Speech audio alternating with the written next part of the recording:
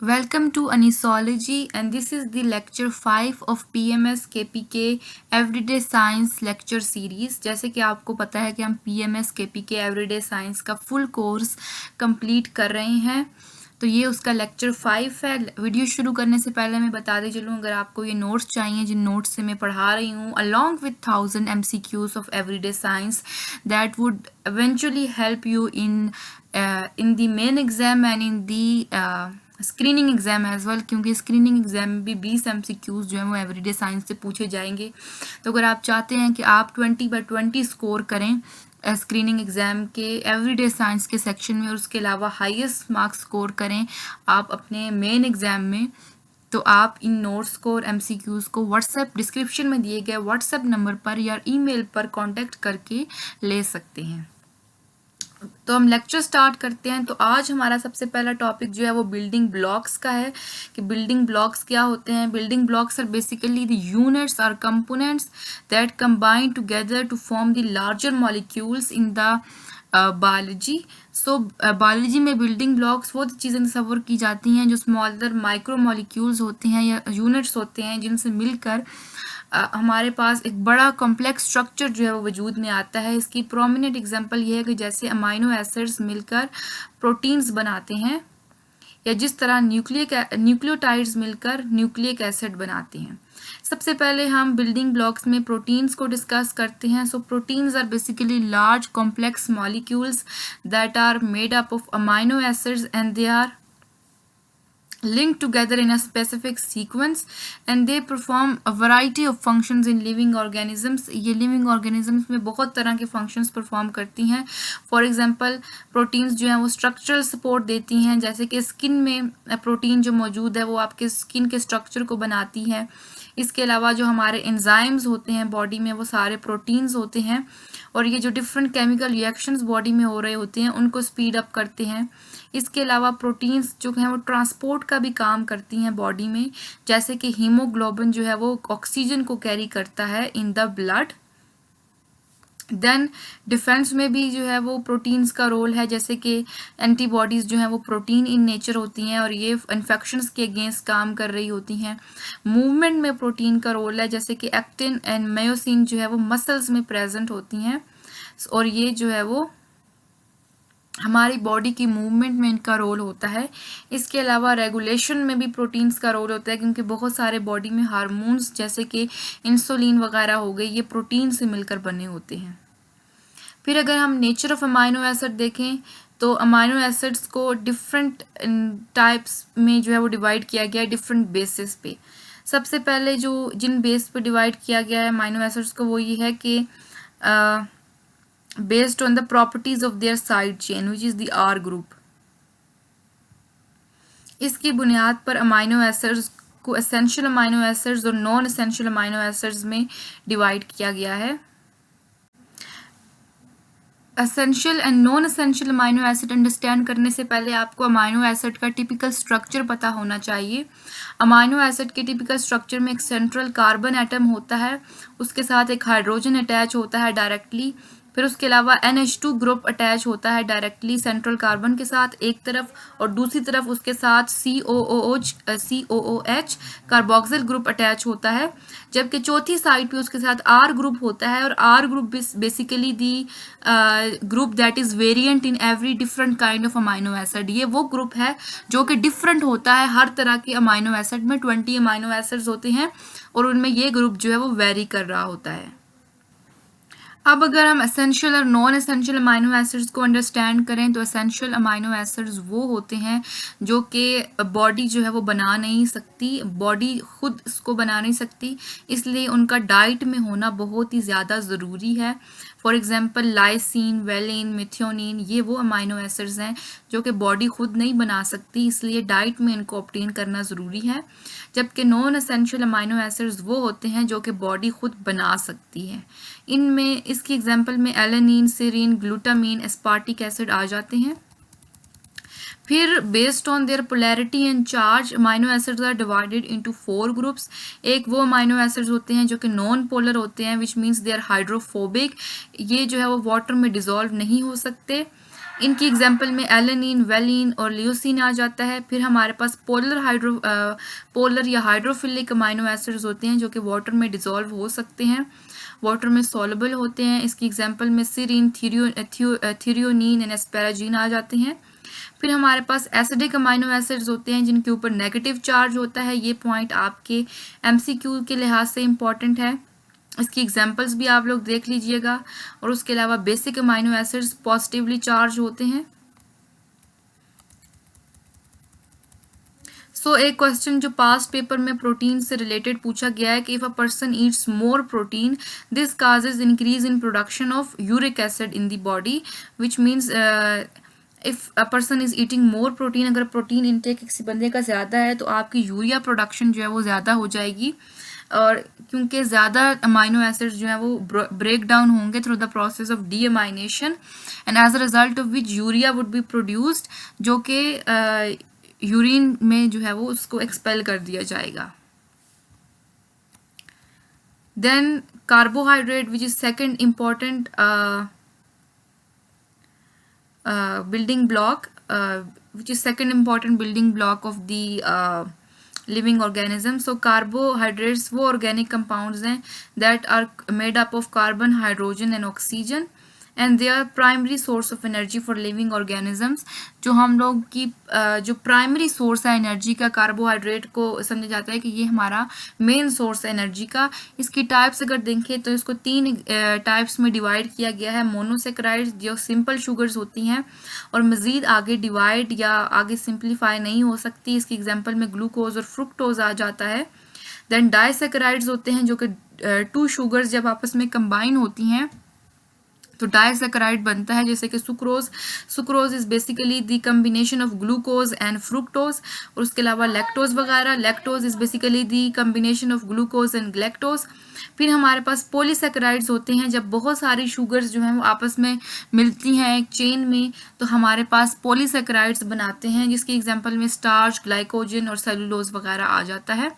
अगर हम फंक्शन देखें कि कार्बोहाइड्रेट का फंक्शन क्या है तो ये क्विक सोर्स ऑफ एनर्जी है in the form of glucose. इसके अलावा बॉडी में ये इसको एज अ स्टोरेज के तौर पे भी एनर्जी की स्टोरेज के तौर पे भी जो है वो कंसीडर किया जा सकता है कि फॉर एग्जांपल स्टार्च जो है वो प्लांट्स में स्टोर होता है और ग्लाइकोजन जो है वो एनिमल्स में स्टोर होता है। And in case of need ये जो है ब्रेक डाउन होता है ग्लूकोज में और फिर ग्लूकोज को यूटिलाइज किया जाता है through the process of respiration और एनर्जी जो है वो प्रोड्यूस होती है। इसके अलावा डिफरेंट जो स्ट्रक्चरल कंपोनेंट्स हैं जैसे कि सेल वॉल हो गई, सेल मेम्ब्रेन हो गई, वहाँ पर भी कार्बोहाइड्रेट जो है वो प्रेजेंट है और वहाँ पर हमारे पास एक स्ट्रक्चर बनाता है प्रॉपर।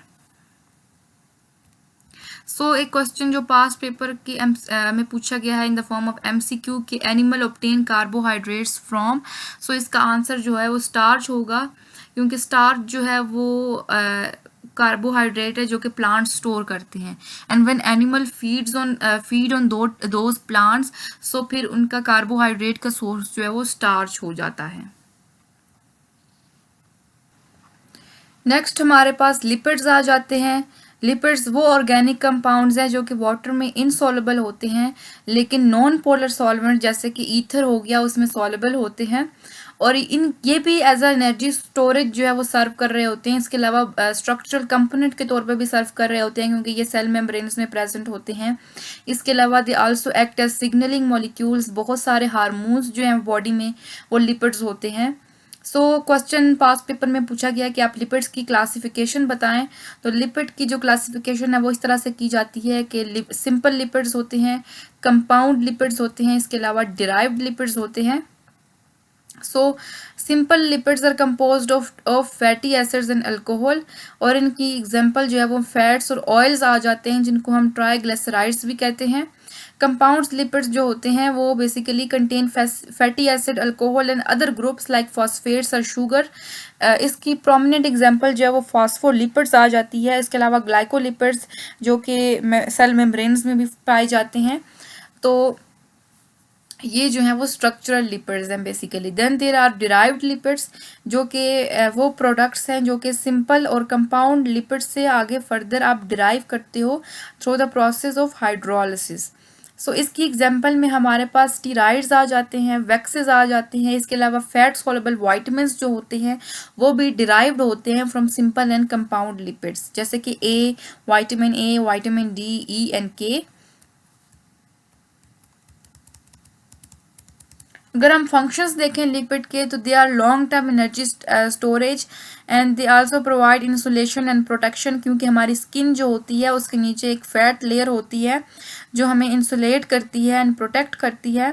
इसके अलावा सेल मेम्ब्रेन के स्ट्रक्चर में भी फास्फोलिपिड्स प्रेजेंट हैं, ग्लाइकोलिपिड्स प्रेजेंट हैं। इसके अलावा हमारी बॉडी में डिफरेंट हार्मोन्स जो हैं, स्टीराइड्स वगैरह जो होते हैं वो सारे जो हैं वो लिपिड इन नेचर होते हैं। फिर एक और क्वेश्चन जो पूछा गया पास्ट पेपर में वो ये है कि आप घी और ऑयल का जो है वो डिफरेंस बताएं। So ghee is basically the butter from the animal fat while oil is extracted from plants और सीड्स। जो घी होता है वो सैचुरेटेड फैट्स होते हैं, इसलिए वो सॉलिड इन नेचर होते हैं, जबकि ऑयल जो है वो अनसैचुरेटेड फैट्स होते हैं, इसलिए वो लिक्विड होते हैं। जो घी होता है they are rich in fats and they are nutty and they give buttery flavor, while oils have mild to neutral flavor and जो घी है उसमें सैचुरेटेड फैट्स प्रेजेंट होते हैं and they are rich in fat soluble vitamins, जबकि oil जो है वो उसमें जनरली हेल्दियर फैट्स जो है वो प्रेजेंट होते हैं, जैसे कि ऑलिव ऑयल और कैनोला ऑयल हो गया, उनमें ओमेगा 3 जो है वो फैटी एसिड मौजूद हैं जो कि बहुत ही हेल्थ के लिए बेनिफिशियल है। Then ghee is use for cooking, frying, same as the oil is use for salad dressing, baking, frying, cooking etcetera. इसके अलावा मज़ीद हम देखें कि और कौन से न्यूट्रिएंट्स बॉडी में पाए जाते हैं, इसमें हमारे पास वाइटामिन्स आ जाते हैं जो कि ऑर्गेनिक कंपाउंड्स हैं। They are needed in very small amount for various metabolic functions and their examples are vitamin A, vitamin B complex, C, D, E and K. फिर हमारे पास मिनरल्स वगैरह आ जाते हैं जो कि which are also essential nutrients and they are needed for various body processes. Minerals की example में calcium आ जाता है, पोटेशियम आ जाता है, आयरन, जिंक, मैग्नीशियम वगैरह आ जाता है। फिर वाटर भी एक इम्पॉर्टेंट न्यूट्रिएंट है जिसे, और ये बहुत सारे बायोकेमिकल रिएक्शंस के लिए ज़रूरी होता है। इसके अलावा टेम्परेचर रेगुलेशन के लिए वाटर ज़रूरी है और न्यूट्रिएंट्स को ट्रांसपोर्ट करने के लिए भी वाटर की जो है वो बहुत ही ज़्यादा अहमियत है। फिर हमारे पास फाइबर्स आ जाते हैं जो कि इनडाइजेस्टेबल प्लांट मटेरियल होते हैं जो कि डाइजेशन में और गट हेल्थ को मेंटेन करने में आपकी मदद करते हैं। फिर कुछ ट्रेस एलिमेंट्स जैसे कि आयोडीन, सेलेनियम, कॉपर, ये भी हमारी बॉडी के लिए बहुत ज़्यादा ज़रूरी हैं। फिर एक क्वेश्चन जो पास्ट पेपर में पूछा गया है कि आप विटामिन्स की सिग्निफिकेंस बताएं। So vitamins are essential organic compounds जो कि बहुत ही कम अमाउंट में चाहिए होता है for normal body functions and they are needed as coenzymes और को फैक्टर्स, और बहुत सारे मेटाबॉलिक प्रोसेसेस वगैरह के लिए भी विटामिन्स जो हैं वो ज़रूरी होते हैं क्योंकि ये एज अ को एंजाइम काम कर रहे होते हैं। इसके अलावा ये ग्रोथ, डेवलपमेंट और इम्यून फंक्शन में अहम किरदार अदा करते हैं। एनर्जी प्रोडक्शन में इनका रोल होता है, वुंड हीलिंग में रोल होता है। इसके अलावा हेल्दी स्किन और हेल्दी बोन्स के लिए, विजन के लिए विटामिन्स चाहिए होते हैं। फॉर एग्जांपल अगर इन विटामिन्स की डेफिशिएंसी हो जाती है तो बहुत सारी डिजीजेस कॉज हो सकती हैं। फॉर एग्जांपल अगर विटामिन सी की डेफिशिएंसी है तो स्कर्वी हो सकता है, विटामिन डी की है तो रिकेट्स और ऑस्टियोपोरोसिस हो सकता है, विटामिन ए की डेफिशिएंसी है तो नाइट ब्लाइंडनेस हो सकती है। तो ये चीज़ें आपने एमसीक्यू के लिहाज से भी याद रखनी है, उसके लिहाज से ये इम्पॉर्टेंट है। फिर क्वेश्चन है कि टॉपिक है कि कंडेंसेशन रिएक्शंस क्या होते हैं। कंडेंसेशन रिएक्शंस वो केमिकल प्रोसेस होते हैं जहां दो मॉलिक्यूल्स कंबाइन होते हैं to form a larger molecule and as a result of this process एक स्मॉल मॉलिक्यूल जैसे कि वाटर हो गया, अमोनिया हो गया या मेथनॉल हो गया, ये वहां से एलिमिनेट हो जाता है और as a result for example the formation of peptide bond between two amino acid.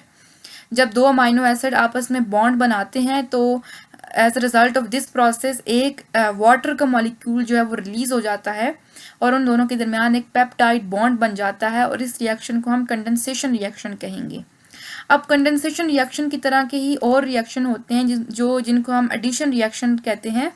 सो अगर हम इनको देखें तो कंडेंसेशन रिएक्शंस में दो मॉलिक्यूल कंबाइन होकर एक लार्जर मॉलिक्यूल बनाते हैं with the loss of small molecule, while in the addition reaction दो मॉलिक्यूल आपस में मिलकर एक बड़ा मॉलिक्यूल बनाते हैं, और इस प्रोसेस में कोई भी जो है वो एटम या मॉलिक्यूल लॉस नहीं होता एडिशन रिएक्शन में, और कंडेंसेशन रिएक्शन में ये फ़र्क आ जाता है। फिर इसकी एग्जांपल अगर हम देखें तो कंडेंसेशन रिएक्शन में फॉर्मेशन ऑफ प्रोटीन की एग्जांपल जो है वो हमने डिस्कस की अभी, जबकि एडिशन रिएक्शन में हम लोग हाइड्रोजनेशन की एग्जांपल लेते हैं। जैसे कोई भी अल्कीन जो होते हैं, जैसे कि जिनमें डबल बॉन्ड होता है, उनमें अगर हम हाइड्रोजन ऐड कर देंगे तो वो डबल बॉन्ड ख़त्म हो जाता है उनका। इसके अलावा जो कंडेंसेशन रिएक्शन है ये पॉलीमराइजेशन और सिंथेसिस ऑफ कॉम्प्लेक्स मॉलिक्यूल के दौरान होता है, जबकि एडिशन रिएक्शन हम अनसैचुरेटेड कंपाउंड्स के ऊपर करते हैं, जैसे कि अल्कीन्स जिनमें दो बॉन्ड्स होते हैं, जबकि अल्काइन जिनमें 3 बॉन्ड्स होते हैं। इसके अलावा इनका अगर रिजल्ट देखें तो कंडेंसेशन रिएक्शन में लार्ज मॉलिक्यूल और उसके अलावा स्मॉल मॉलिक्यूल प्रोड्यूस होता है, जबकि एडिशन रिएक्शन में सिर्फ लार्ज मॉलिक्यूल ही बनता है। अब हम लोग जो है वो नेक्स्ट टॉपिक की तरफ जाते हैं, which is the concept of balance diet. Balance diet healthy life के लिए बहुत ही ज़रूरी है कि हम अपनी डाइट में एग्जैक्ट प्रोपोर्शन में जो है वो चीज़ें ले रहे हैं, ना ही किसी चीज़ की या न्यूट्रिएंट को एक्सेस अमाउंट में ले रहे हैं, और ना ही किसी चीज़ की डेफिशिएंसी हो रही है। सो इसका कॉन्सेप्ट ये होता है कि आपको तमाम न्यूट्रिएंट्स जो है वो एक डेफिनेट प्रोपोर्शन में मिल रहे हैं। फिर यह है कि बैलेंस डाइट जो है वो एनर्जी नीड्स को फुलफिल करती है, इसके अलावा ग्रोथ एंड रिपेयर में इसका रोल होता है, एंड जो ये हम बचाती है हमें किसी भी तरह की न्यूट्रिशनल डेफिशिएंसी वगैरह होने से, और हमारी इम्यूनिटी भी स्ट्रॉन्ग हो जाती है जब हमारी डाइट जो है वो बैलेंस्ड होती है। Next topic is of the metabolism. Metabolism हमारी बॉडी में जितने भी केमिकल रिएक्शंस हो रहे हैं उन सब का सम जो है वो मेटाबॉलिज्म है। एक लिविंग ऑर्गेनिज्म में जितने तरह के भी रिएक्शन हो रहे होते हैं, इधर हमारे पास मॉलिक्यूल्स ब्रेक डाउन हो रहे हैं या मॉलिक्यूल जो है वो बिल्ड हो रहे हैं फ्रॉम स्मॉलर मॉलिक्यूल्स, ये सारी की सारी चीज़ें जो है वो मेटाबॉलिज्म में आ जाती हैं। इसकी एग्जांपल दो मेन जो टाइप्स हैं वो ये है कि एक कैटाबॉलिज्म है। Catabolism is basically the break down of complex molecules into simpler ones. ये कैटाबॉलिज्म एक ऐसा प्रोसेस है जिसमें लार्जर मॉलिक्यूल्स जो हैं वो स्मॉलर मॉलिक्यूल्स में ब्रेक डाउन हो जाते हैं, जबकि एनाबॉलिज्म में स्मॉलर मॉलिक्यूल्स मिलकर आपस में एक बड़ा मॉलिक्यूल बनाते हैं।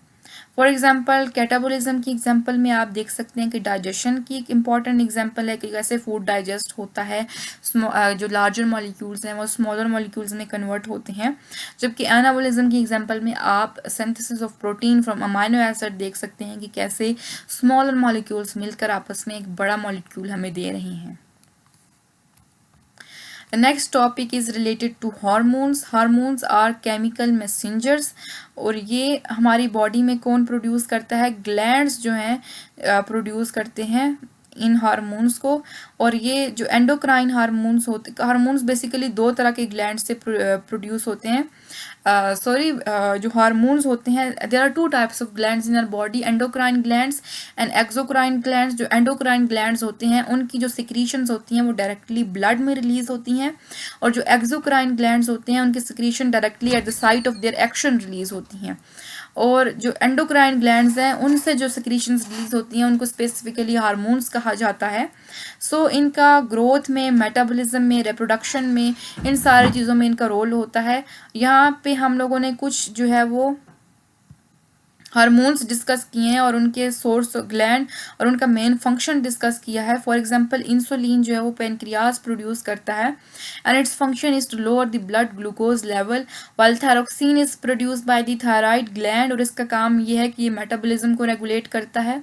एड्रीनलिन जो है वो एड्रीनल ग्लैंड्स प्रोड्यूस करते हैं, और ये बॉडी को फाइट और फ्लाइट रिस्पॉन्स के लिए प्रिपेयर करते हैं। Then there is estrogen which is produce by every ovaries and it controls the female reproductive system, like the testosterone which is produced in male intestines and it control the male reproductive system। जबकि growth hormone जो है वो pituitary hormone जो है वो release करता है, और ये ग्रोथ और सेल रिपेयर में इसका रोल होता है। इसके अलावा कॉर्टिसोल जो है वो भी एड्रीनल ग्लैंड्स प्रोड्यूस करते हैं, और इनका काम जो है वो स्ट्रेस रिस्पॉन्स और मेटाबॉलिज्म को रेगुलेट करना है। Then the question is which is asked in the past paper कि coconut milk contain which kind of hormone, so it contains the cytokinins. Then the next topic, the next question that was asked in the past paper वो ये है कि steroids क्या होते हैं. तो steroids एक ऐसा लिपिड के मॉलिक्यूल्स की क्लास है that they're characterized by the structure of 4 fused carbon rings. इनका एक स्ट्रक्चर होता है, स्पेसिफिक स्ट्रक्चर, जिसमें 4 कार्बन रिंग्स आपस में फ्यूज हुए हुए होते हैं. और ये एक इम्पॉर्टेंट बायोलॉजिकल मॉलिक्यूल्स हैं जो कि वेरियस फिजियोलॉजिकल फंक्शंस में इनका रोल होता है. स्टीरॉइड्स के फंक्शंस अगर हम देखें तो ये हार्मोन के तौर पर एक्ट करते हैं. For example testosterone, estrogen, cortisol वगैरह, ये सारे जो हैं वो स्टीरॉइड्स हैं.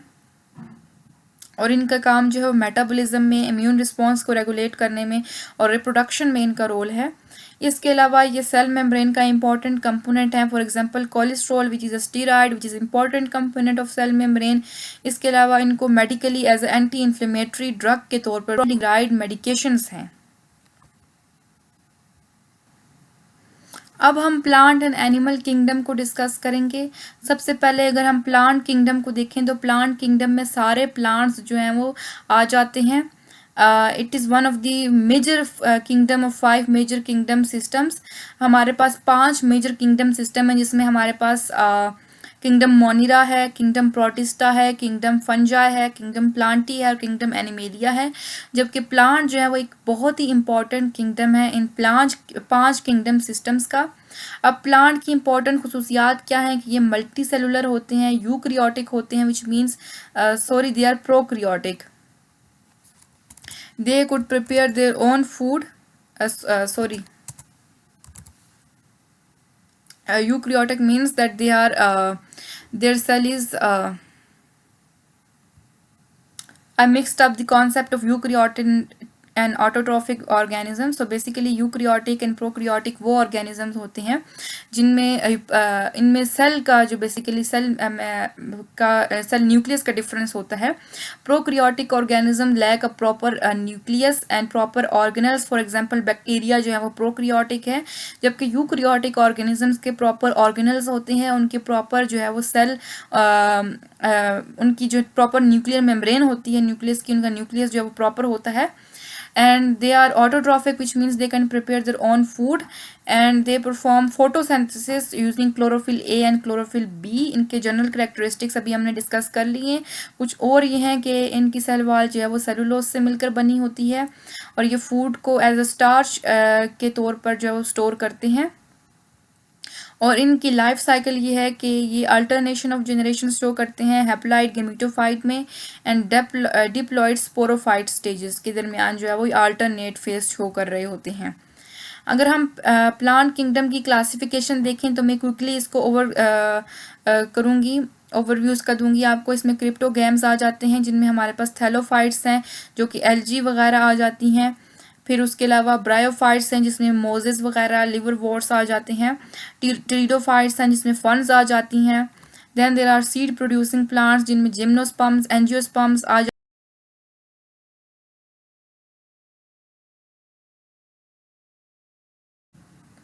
जो सीड प्रोड्यूसिंग प्लांट्स होते हैं उनकी 2 इंपॉर्टेंट टाइप्स हैं, monocots and dicots, which means either they have 1 seed leaf or they have 2 seed leaves.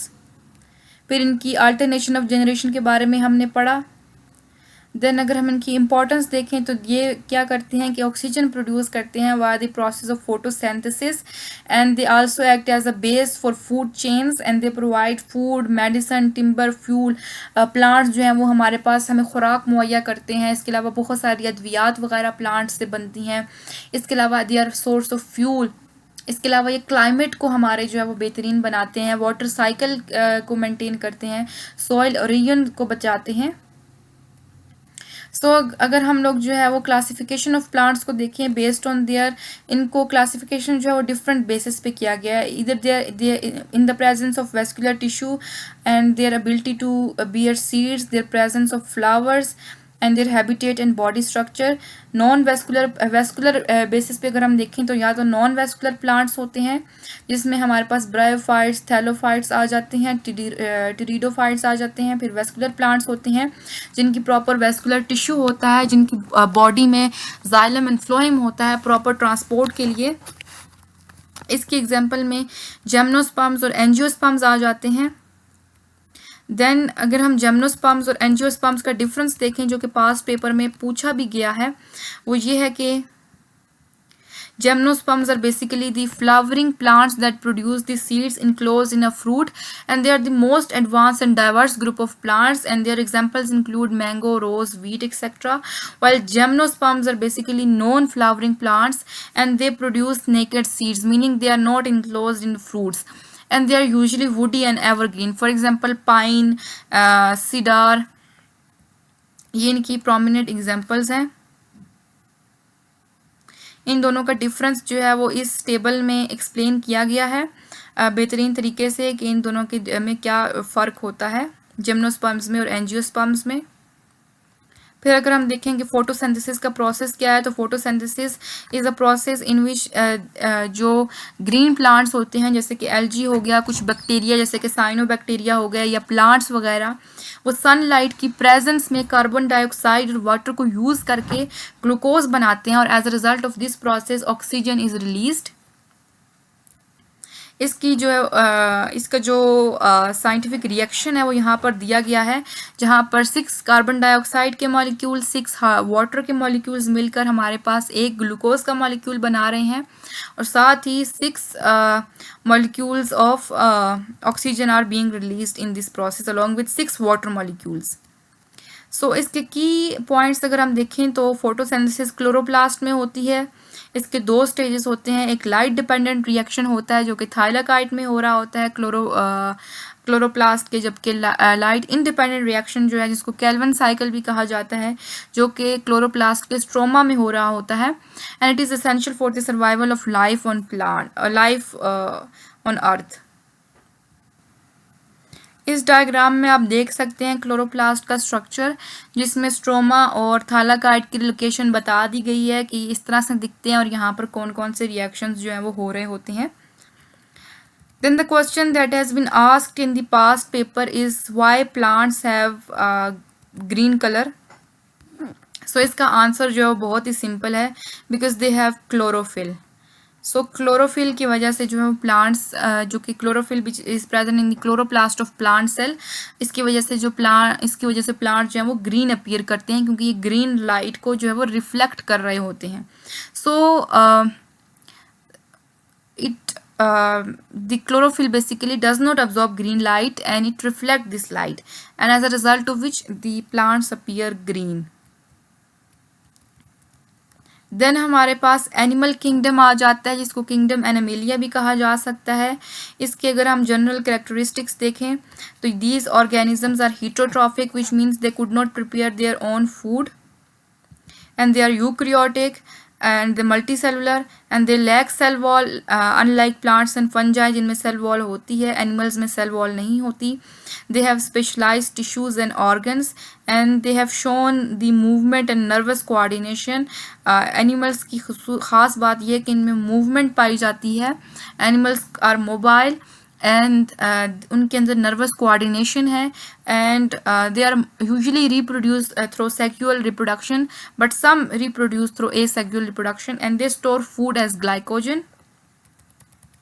Plants की एनिमल्स की 2 बड़ी क्लासिफिकेशन की जाती हैं, एक इनवर्टिब्रेट्स ऑर्गेनिजम्स में की जाती हैं। Invertebrate organisms are basically classified into different phylums which are porifera जो कि simplest animals हैं और इनकी porous bodies होती हैं और इनका कोई भी organ नहीं होता। इनकी एग्जाम्पल में हमारे पास sponges आ जाते हैं।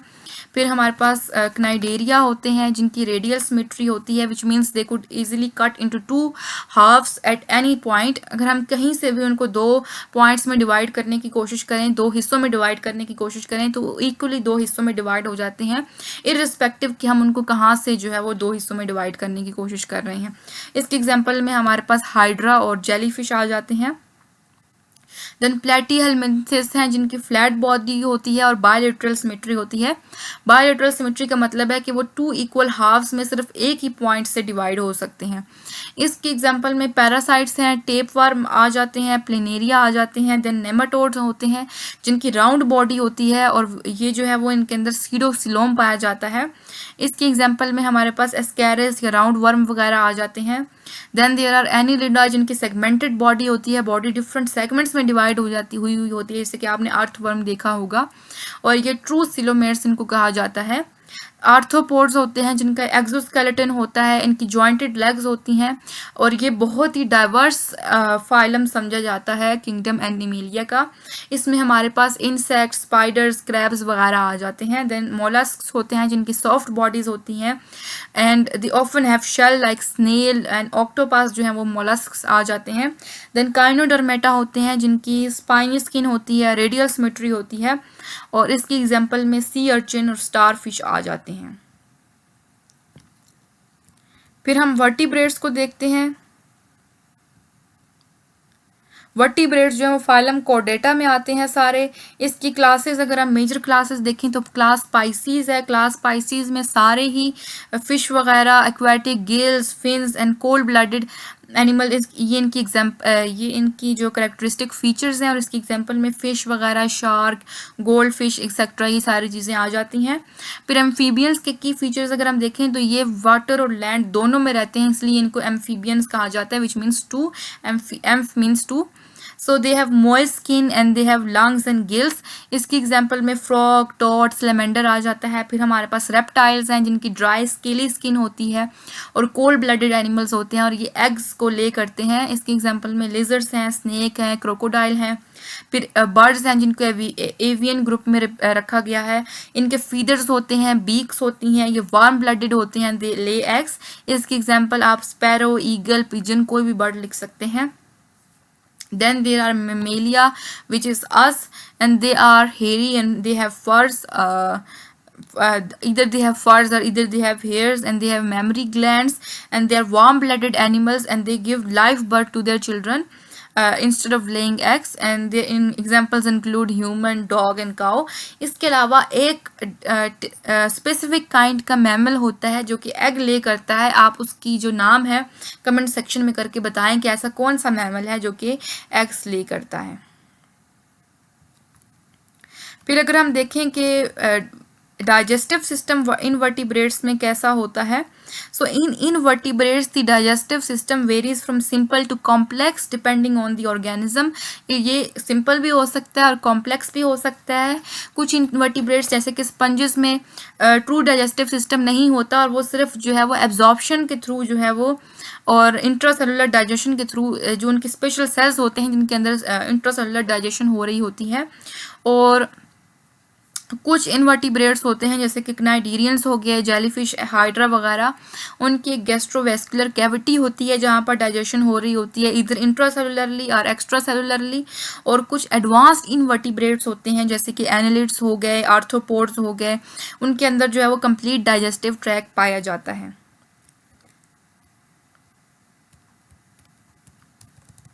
फिर हम देखते हैं कि प्लांट्स और एनिमल्स के दरमियान क्या सिमिलैरिटीज़ हैं और क्या डिफरेंसेस हैं, वो इस पिक्चर में जो है वो एक्सप्लेन किए गए हैं। दोनों जो है वो यूकैरियोट्स हैं। सेल वॉल अगर हम देखें तो प्लांट्स में एब्सेंट है जबकि एनिमल्स में जो सेल वॉल प्लांट्स में जो है वो प्रेजेंट है जबकि एनिमल्स में। उसके अलावा प्लांट्स में क्लोरोप्लास्ट होता है, एनिमल्स में क्लोरोप्लास्ट वगैरह नहीं होता। प्लांट्स ऑटोट्रॉफिक होते हैं, एनिमल्स हीटरोट्रॉफिक होते हैं। प्लांट्स जो है वो जनरली इमोबाइल होते हैं, means they are fixed in one place, जबकि एनिमल्स जो है वो मूव कर सकते हैं। और दोनों जो है वो अपनी लाइफ टाइम में ग्रो कर रहे होते हैं, लेकिन एनिमल्स की ग्रोथ जो है वो लिमिटेड होती है एक सर्टेन स्टेज तक। इसके अलावा प्लांट्स का जो है वो यूजुअली एसेक्सुअल और सेक्सुअल दोनों तरह के रिप्रोडक्टिव मेथड से रिप्रोड्यूस करते हैं, जबकि एनिमल्स यूजुअली जो है वो सेक्सुअल रिप्रोडक्शन के थ्रू जो है वो रिप्रोड्यूस कर रहे होते हैं। और इनकी एग्जांपल्स आप फिर बता सकते हैं। इसके अलावा आप बता सकते हैं कि ये फूड को कैसे स्टोर कर रहे होते हैं। तो ये सारी चीज़ें आपने बतानी है। फिर एक इम्पॉर्टेंट चीज़ जो कि पास्ट पेपर में पूछी गई है वो ये है कि आपको डिफरेंट उन्होंने एनिमल्स और प्लांट्स और डिफरेंट बता दिए और उनको कहा कि आप इनको प्लांट में और एनिमल में डिवाइड करें। सबसे पहले हमारे पास न्यूरोस्पोरा आ जाता है। हमने इन डिफरेंट ऑर्गेनिजम्स को ना इनके रिस्पेक्टिव किंगडम्स में जो है वो क्लासीफाई करना है। So Neurospora is basically the fungus, Paramecium is basically the protist. इनको हम लोग एनिमल लाइक प्रोटेस्ट भी कहते हैं।